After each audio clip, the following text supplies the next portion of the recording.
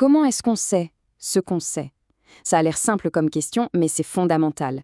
Et aujourd'hui, on va plonger au cœur des fondements logiques de l'induction pour explorer l'énigme qui se cache derrière nos certitudes les plus élémentaires en fait. Prenez cette question par exemple. C'est presque une question d'enfant, non?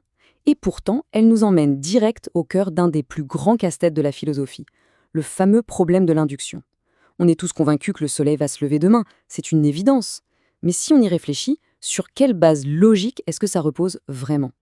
Alors, pour commencer à démêler tout ça, il faut d'abord comprendre un truc essentiel.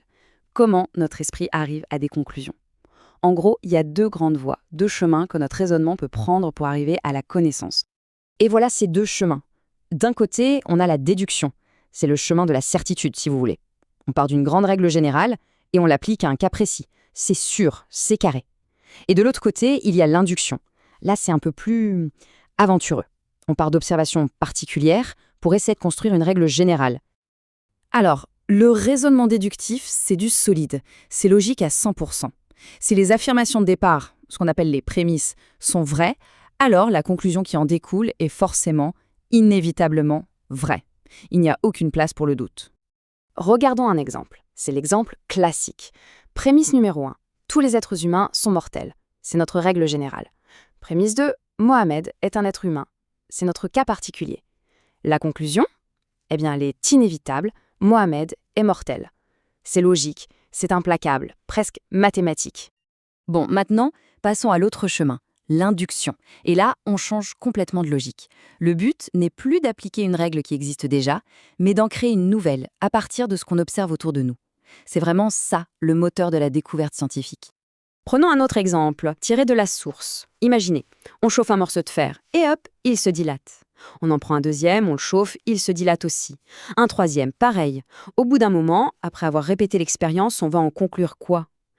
On va en tirer une règle générale. Le fer, tout le fer, se dilate quand on le chauffe. On est passé de quelques cas observés à tous les cas possibles. Et c'est là, précisément là, que ça devient fascinant et un peu problématique. Ce passage de quelques morceaux de fer à tous les morceaux de fer de l'univers, on le fait tout le temps, sans même y réfléchir. Mais ce n'est pas rien. En fait, c'est un véritable saut dans le vide, un saut dans l'inconnu. C'est ça, le grand saut inductif. Et attention, ce saut, il est incroyablement utile. C'est grâce à ça qu'on bâtit des lois scientifiques, qu'on peut prédire des choses, qu'on apprend de nos expériences de tous les jours. Sans ce mécanisme d'induction, soyons clairs, le progrès, qu'il soit scientifique ou personnel, serait quasiment impossible. Mais alors, voilà la question qui tue. Cet outil, si puissant, si indispensable, est-ce qu'il est logiquement parfait? Est-ce que sa logique est vraiment sans faille? Est-ce qu'on peut lui faire confiance les yeux fermés? Et là, on touche au cœur du problème. La conclusion, dans une induction, est toujours plus grande, plus large que les preuves sur lesquelles elle se base. On passe du particulier au général. Autrement dit, on fait un pari. On parie que tous les morceaux de fer qu'on n'a pas encore testés se comporteront exactement comme ceux qu'on a testés. C'est un pari qui marche super bien la plupart du temps, mais ça reste un pari, pas une certitude logique absolue. Évidemment, cette petite faille logique, ça n'a pas échappé aux philosophes. Ils ont cherché des solutions depuis des siècles. Et la source nous présente une des tentatives les plus anciennes et les plus connues, celle d'Aristote. La solution d'Aristote, c'est ce qu'on appelle l'induction complète.